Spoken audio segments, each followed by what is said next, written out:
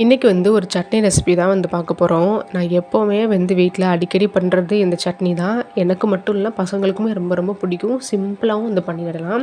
இன்றைக்கி வந்து ஆனியன் ஊத்தாப்பம் தான் வந்து வேணும்னு கேட்டிருக்காங்க. சரி, ஓகே, என்ன பண்ணாலும் பரவாயில்ல, இந்த சட்னி தான் நான் வந்து பண்ணுவேன். ஏன்னா எனக்கு வந்து ஒரு மாதிரி ரொம்ப பிடிக்கும். அதனால தான்.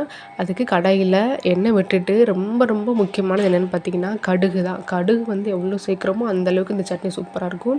கடுகு எடுக்கிற அதே அளவுக்கு உளுந்தம்பருப்பு வந்து சேர்க்கணும். ரெண்டையும் சேர்த்துட்டு வெங்காயம், தக்காளி, பூண்டு, மிளகாய் இவ்வளோதாங்க. Very simple. இதை மட்டும் லைட்டாக வதக்கிட்டு கொஞ்சம் உப்பு போட்டு நீங்கள் ஆற வச்சு அரைச்சிட்டிங்க அப்படின்னா அவ்வளோ சூப்பராக இருக்கும். நான் வந்து இன்னைக்கு கொஞ்சமாக வந்து தேங்காயும் சேர்த்துருக்கேன். தேங்காய் வந்து வேணும்னா சேர்த்துக்கலாம், நீங்கள் வந்து விட்டுறலாம்.